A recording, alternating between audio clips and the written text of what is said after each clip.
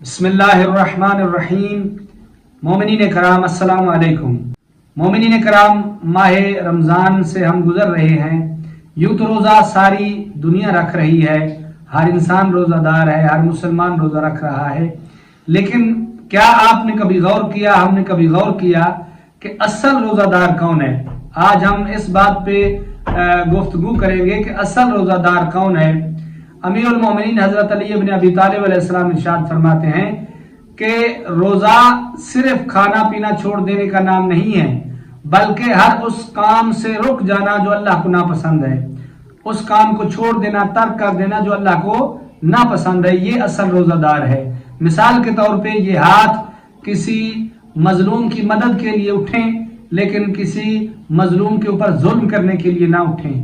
یہ ہاتھ روزہ دار کے ایک مرد مومن کی مدد کے لیے اٹھیں، کسی مظلوم اور غریب شخص پہ ظلم کے لیے نہ اٹھیں، ناانصافی کے لیے نہ اٹھیں۔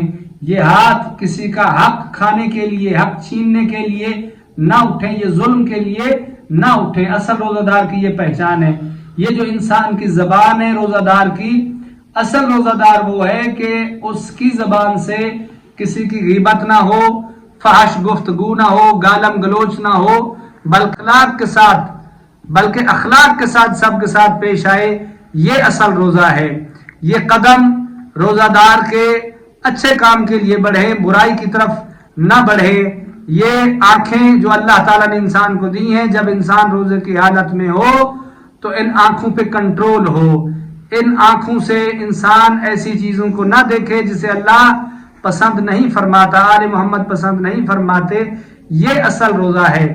تو آئیے ہم رہنمائی لیتے ہیں۔ رسول اکرم صلی اللہ علیہ وآلہ وسلم نے ایک عورت کو دیکھا کہ جو اپنی کنیز کو گالیاں دے رہی ہے، روزے کی حالت میں ہے لیکن گالیاں دے رہی ہے۔ تو رسول خدا صلی اللہ علیہ وآلہ وسلم نے کسی کے ہاتھ سے اس خاتون کی طرف کچھ کھجوریں یا کچھ کھانے کو بھیجا کہ یہ تناول فرما لیں۔ تو جب اس خاتون کے سامنے وہ چیزیں لائی گئیں کھانے کے لیے، یا کھجور یا جو کچھ بھی تھا کھانے کے لیے لایا گیا، تو وہ عورت بڑی حیران ہوئی اور آئی آپ سرکار کے پاس اور کہنے لگی کہ یا رسول اللہ صلی اللہ علیہ وآلہ وسلم، میں یہ چیزیں کیسے کھاؤں، یہ کھجور کیسے کھاؤں، میں تو روزے کی حالت میں ہوں۔ تو رسول خدا نے ارشاد فرمایا، لیکن ابھی تو میں نے دیکھا ہے تھوڑی دیر پہلے تم اپنی کنیز کو گالیاں دے رہی تھی۔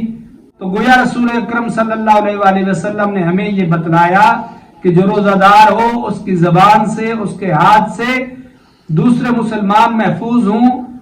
آپ کی زبان کسی کی غیبت نہ کرے، کسی کا گلہ نہ کرے، کسی کو گالیاں مت دے روزے کی حالت میں۔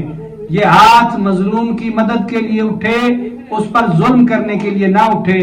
دعا ہے پروردگار عالم ہم سب کو روزے کی فضیلت کو سمجھ کر روزہ رکھنے کی توفیق عطا فرمائے۔